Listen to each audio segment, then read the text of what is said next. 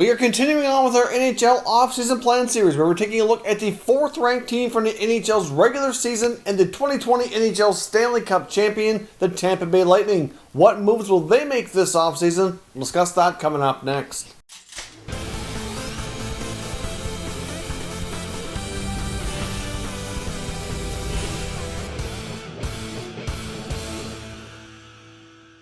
So welcome back to another video here at Top Shelf Hockey. Now, as I mentioned, we're continuing on with our offseason plan series here today, looking at the Stanley Cup champion, Tampa Bay Lightning, who had a really solid regular season, but an even more impressive playoff run. They finally get that Stanley Cup that they've been working so hard and so close for the last few years. They've been a team that many of us have predicted and picked to win the Cup a lot here in the last 2 or 3 years, and they finally come through and got the job done, and they had a lot of great performances along the way, with Victor Hedman winning the Conn Smythe Trophy. An absolutely phenomenal year, and congrats to the Lightning, who I think will go down as being one of the most difficult Stanley Cup championships ever, given the circumstances and then the bubble life and everything that they went through to battle through and win, of course, with no fans, no family. Must have been even more difficult than usual, and they have all the respect here from me and what they have accomplished. Now let's dive in and take a look at their 1920 season recap. Then we're going to take a look at their cap space and look at what moves they might have to make here based on what they have for expiring contracts.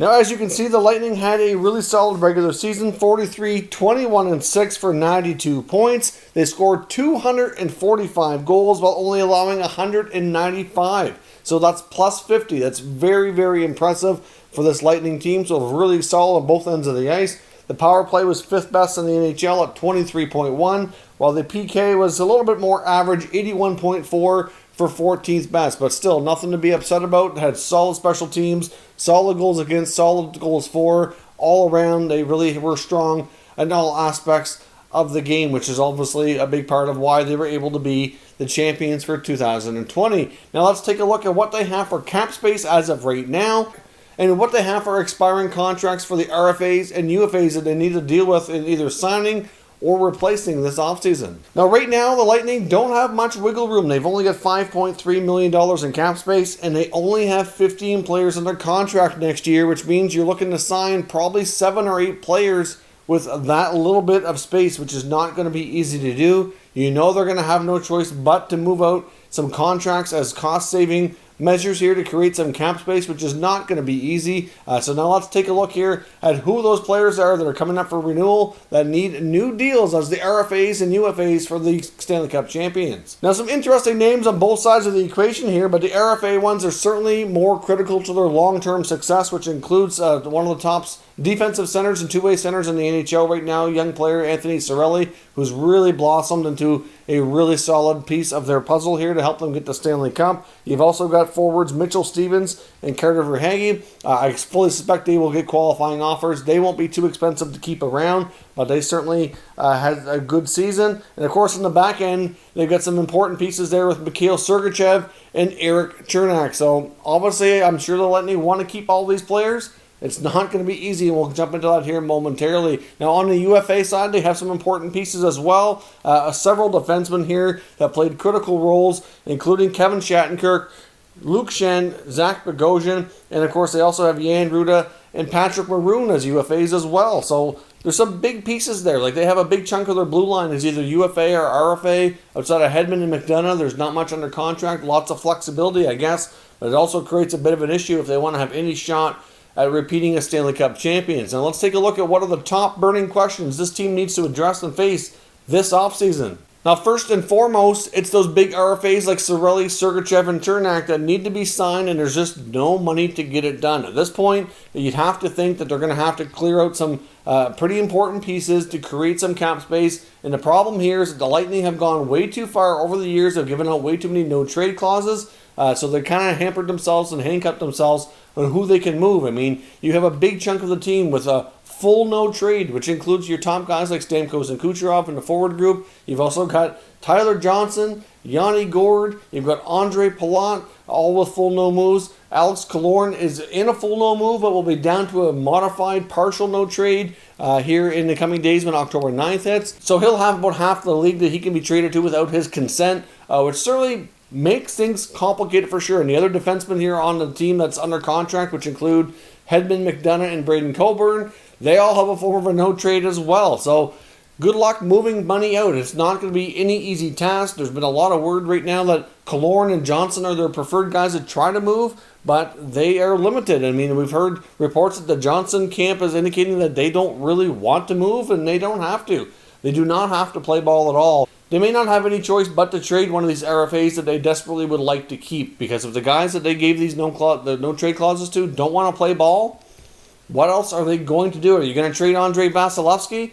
That's certainly not going to happen. I mean, he's got a massive contract and he's a massive part of your team. You're not going to, they're just so limited on who you can trade. You get a couple of, bottom six forwards that are under contract next year, but they're talking small amounts of money that won't make a big deal of difference anyway. So they're kind of handcuffed, and they've caused it themselves because of the contracts they've given out. Now, they may not care too much right now because they're Stanley Cup champions, and I think longer term, they're still going to be an excellent hockey team no matter what happens here, because obviously, look, they won a Stanley Cup without Steven Stamkos barely contributing. Like, they can take away a couple of pieces off this team and still be a powerhouse. I mean, you've even had Braden Point miss some time as well. Like, they're really, really solid team, and it's not going to drastically impact things if they have to trade Cirelli and or Sergachev. But, the threat of an offer sheet is also real, because they're at a situation where they have to move players that have no trade clauses, basically, to keep those guys, or they're just going to end up losing them to compensation through an offer sheet, or they're going to have to trade them. So it's not going to be any easy task here that Julien Brisebois has. And like I said, they kind of created their own issue in that regard with all the contracts that they've handed out. If you look at the UFAs, it's the same kind of situation, and there's just no money to keep them. But I'm sure that Kevin Shattenkirk had a good year. They'd probably like to keep him, but he's going to want a little bit more money this time around because he's certainly earned a raise. You have Pat Maroon, who's won back-to-back Stanley Cup championships with St. Louis and Tampa. So you have to really give some credit to what he brings to the table. And he could have been one of the pieces to help get them over the top. I mean, you throw in Maroon, Barclay Goodrow, and Blake Coleman. Those are all major pieces to helping them get over the hump. Plus, you saw guys like Cirelli and Sergachev take big steps in their development. Like, that was a huge part of them being able to win. So being able to sign some of those UFAs and keep them in the mix would be absolutely huge. But again, not really any money to do that. So it's going to be a challenge. And if some of these players want to really stay and re-sign, they're going to have to be patient, wait things out, which could cause them to miss other opportunities as well. But out of the UFAs, there's certainly at least a few of them for sure that are going to leave town because they're just not going to be waiting around, see if they can get a contract when they're going to have other opportunities. I mean, you throw in a guy like Zach Bogosian, Luke Shen, they probably don't return. They'll have offers to be, either third pair or number 6, number 7 defenseman in other clubs for sure. It's unfortunate that Tampa's in this kind of boat, but it happens a lot with championships. You become a victim of your own success, and you have to shed some salary to kind of keep things going. But obviously, Tampa is still going to be in really good shape no matter what they do in that regard. But they have all of their bigger names that are locked into long-term deals. They have a great coach. They don't have to have any changes in the front office. Like, there's a lot of things about this team that will be absolutely the same next year, which will give them another fighting chance to be a Stanley Cup contender yet again, and probably many people's pick again to be a Stanley Cup winner.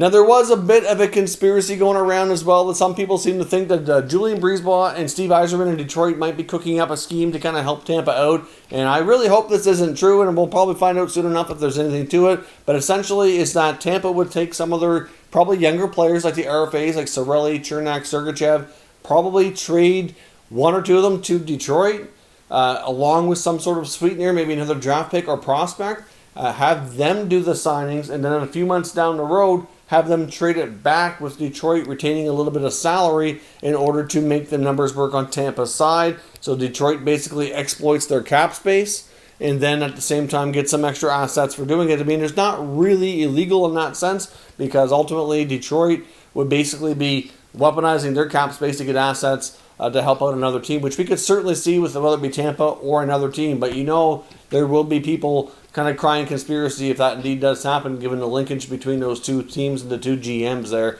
But ultimately, Tampa is going to have a very interesting offseason, which could result in some very, very tough decisions. And we may see some young players that they really like and are a huge part of their Cup championship leave town if some of the other guys with no trade clauses won't play ball in order to facilitate a trade to save them enough money to get it all done. But let me know what you think happens with this team. Is Tampa going to be able to convince guys like Killorn or Johnson or Gord or Palat to waive, to be able to be moved out to keep the rest of the players together, including their young RFAs? Or are they going to have to make some real hard choices here and sell high on some of these RFAs like Cirelli or Sergachev? Because I know there'd be plenty of interest from other teams that'll be lining up to make the acquisition if that indeed does come to be. So let me know your thoughts in the comments and we'll discuss further. If you're new to the channel, consider subscribing and turning on your notifications so you don't miss any future content. And give this video a thumbs up if you enjoyed it. I'd appreciate it if you did.